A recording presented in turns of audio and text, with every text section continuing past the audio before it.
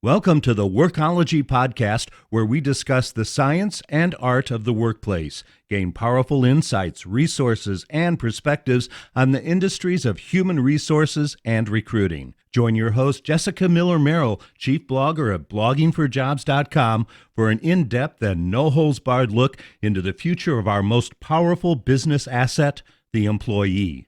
And now, welcome your host, Jessica, with this podcast episode of Workology.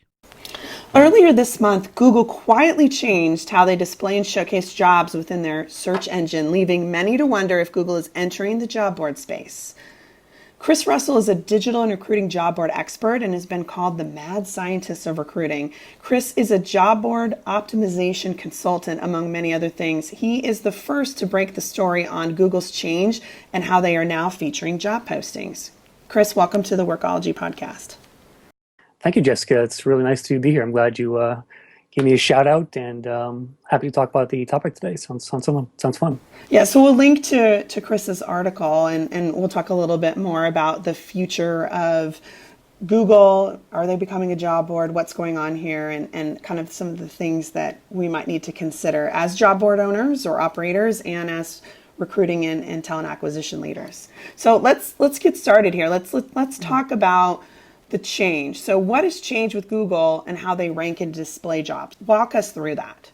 Okay, so it appears to be very much a subtle change right now. It doesn't happen with every job search result out there. But for example, if you type in a phrase such as truck driving jobs or even aviation careers as two examples, you'll notice that the first organic result is now that of a job board's most recent listings. So Google seems to be experimenting with how they display jobs from outside providers like job boards. Now they call this a featured snippet, and it's defined as when a user asks a question in Google search, we might show a summary of the answer in a special featured snippet block at the top of the search results page. This featured snippet block includes a summary of the answer extracted from a web page, plus a link to the web page, the page title, and URL. So right now, it's really just a extraction of latest data from a job board on certain searches when you're doing these queries on Google right now. Is this only happening on job boards or is it happening on career sites? So I've only seen it on job boards so far, but I do think we might see this for an employer career page at some point. If you look at the results, I mean, to me, Google is about giving the user what they want, and if they're searching for aviation jobs, it makes sense that they would include an aviation employer in there as well sometimes. So, but it remains to be seen right now. I think they're just kind of quietly testing this in the market and seeing how it plays with the audience so far. Why is this an important topic for recruiters and also job boards to be thinking about right now? I think overall it's a positive development for job boards because Google is signaling that those sites have valuable content users want, namely jobs. And for recruiters that use those job boards, they get more exposure, which in theory should lead to better apply rates and more awareness of their company and their brand and stuff. I think by bubbling up the content, job boards will see a better click-through rate overall, and maybe improve their what they call a bounce rate, which is that's a metric that's important to track that tells you how often people leave your site in the first few seconds of visiting it. So if the job seeker can see the actual jobs from Google on the result page before they click over to the job board, it should, in my opinion, lead to better quality clicks going to that job board, which should in turn lead to better quality applicants going to your jobs. So I think basically Google's giving more importance to job boards overall with a move like this.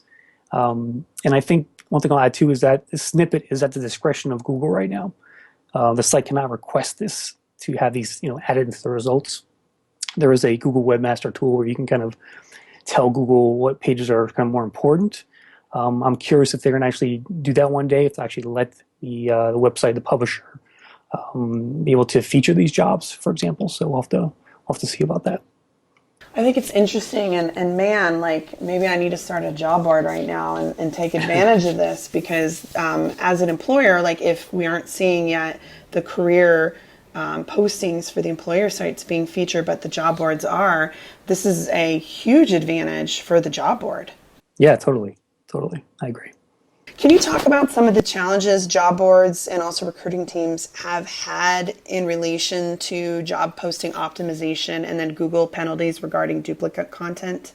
Yeah, the duplicate stuff I've heard talked about every now and then. I think it's a tough challenge. I think, in my opinion, Google's never done a very good job of this when it comes to job listings and how they kind of display them in results. I think for the most part, Google is going to favor sites where the content originated. However, when you look at a case like an Indeed, right? Indeed dominates job-related results out there on Google. I've seen as many as the top five links go to Indeed when doing some searches out there. And to me, that's not a good thing for the user, right? It's why show five links from one site when you could be showing a variety of sites from job boards, employers, and sites like Indeed to the user overall. So I think overall, Google needs to do a better job at giving the user better results when it comes to job listings. I think part of the reason too that employers haven't ranked as well is because of the ATSs out there. A lot of the older ATSs were never really set up to be SEO friendly. A lot of those jobs are buried behind forms that you have to click on and registration links, things like that. And so the more you bury your job content, the less Google is going to, give that less exposure Google is going to give to you. So I think if employers want to get better at attracting more free search engine traffic, they should do really like three things, I guess. Number one, looking to get a better ATS that really gives keyword friendly URLs to your job listings, that offers an ATS feed like a XML or RSS off the bat. Two, start creating more original content for your career sites. Whether it's a blog or just more information about what it's like to work there. I think the more content you create, the more traffic you will get. And three, start asking for more links to your stuff. Go to your local colleges and go to their career placement centers and say, hey, can you link to our job listings here? A lot of them do that on their websites, local libraries, local bloggers. Anybody out there who is talking about jobs is a good place to start. So definitely, those are some tips for them to get better at SEO overall. I selfishly ask you this question because right now we're rewriting a series of evergreen job postings for advanced clinical and just having conversations with the different business leaders on SEO optimization and how people read job postings versus the bots read job postings, and so why optimization is so important. So good stuff for sure. Yeah. Keep your get creative with your job titles and use keywords in there. I always like to say to employers with a job title, put some context into that thing and add a keyword or two. If you're a software company or a startup and you're looking for a software developer, type software developer for a software startup in Phoenix or whatever, something like that. Give more keywords in there wherever you can and help sites like Google find you. And I think that's good advice for job boards too. Like there was an interesting discussion at my first IEAWS, which is now TA Tech, and we were talking about customization of every job posting for the job boards. And is this a good strategy? Is it not? And why is having content that is optimized for search and that is appealing both for the Google bots and for the people is really valuable to increasing the visibility and the targeted access for candidates to reach that individual posting itself. Absolutely, yep. And recruiters never really were born to do SEO, so try and leverage your vendors better in that respect. Ask them how to do better at SEO. I think a lot of them will help you as well if you just give them a call or send them an email and say, hey, what can I do better to be better at SEO with our jobs?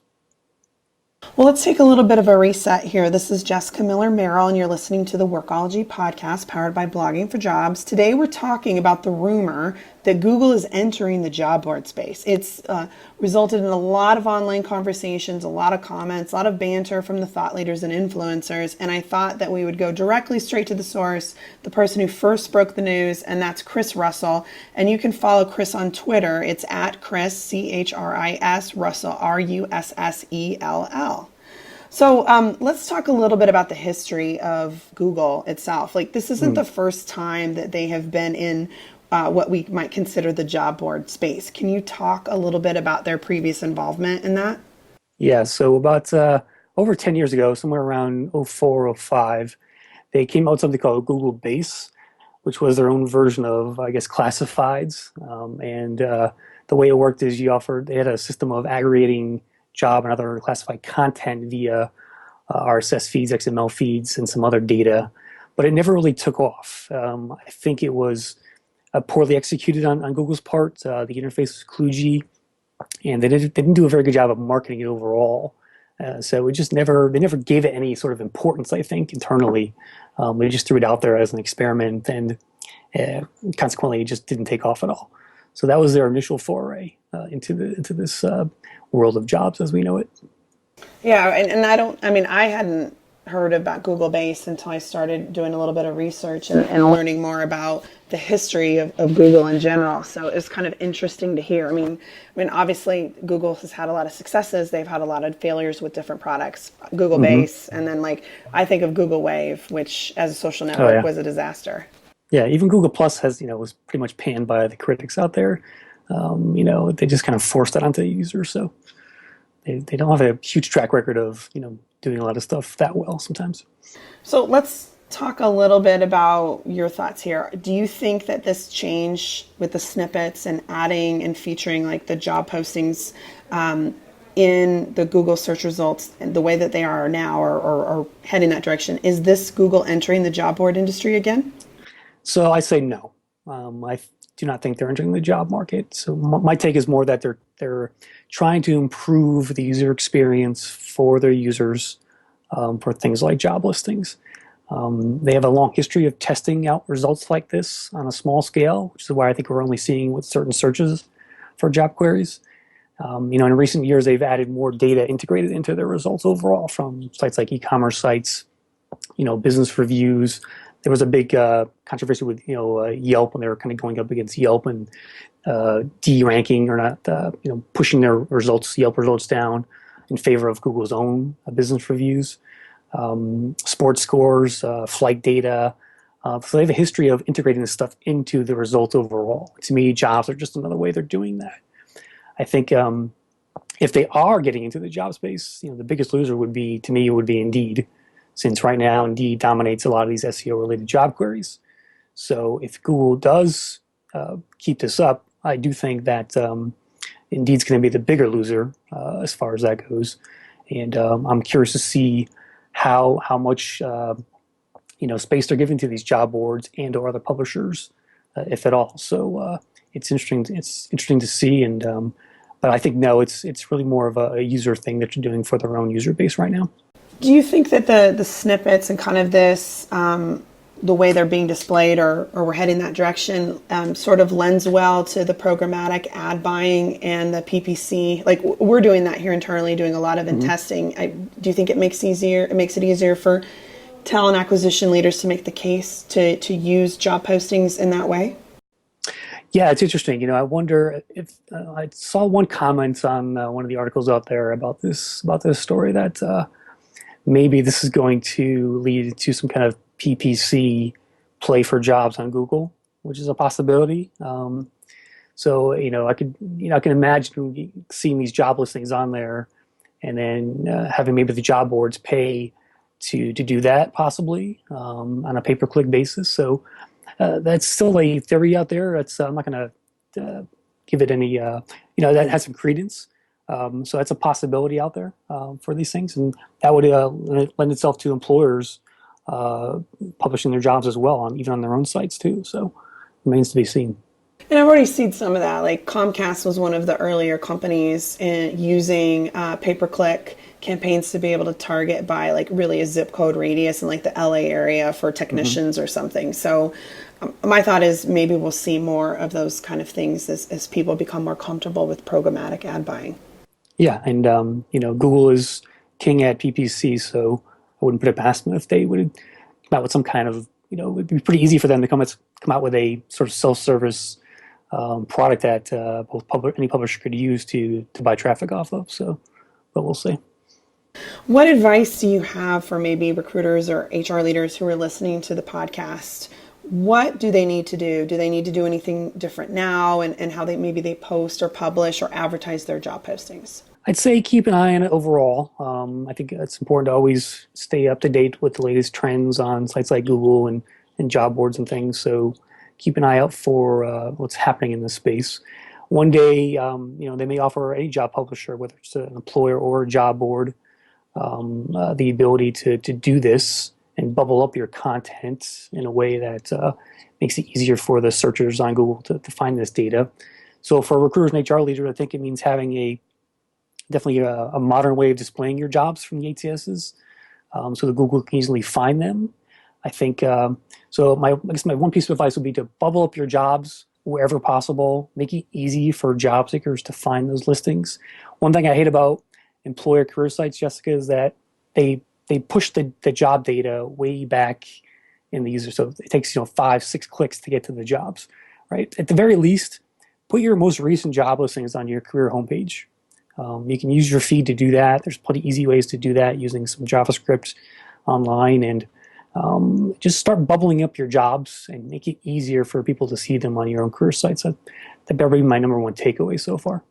I think that's a great idea and suggestion, because it is hard to go in to look at a job. You have to enter a bunch of search criteria and you're losing maybe qualified candidates who are on a mobile phone or just don't have time to jump through all those hoops. Yeah, the more clicks you have in the way, the less conversions you're going to get overall. So awesome. Well, Chris, thank you so much for joining us. Where can people go to learn more about you and what you do? Sure. So thanks, Jessica. It's been a pleasure to talk today. People can find me at more about me at rectechmedia.com. That's RECTECH media.com. Awesome. Well, thank you, Chris, and thank you to you, the listener, for joining us today on the Workology podcast, where we discuss the art and science of the workplace, HR, and recruitment. This is Jessica Miller-Merrill. Until next time, you can visit Blogging for Jobs for all our previous Workology podcast episodes. Production services for the Workology podcast with Jessica Miller-Merrill provided by TotalPicture.com.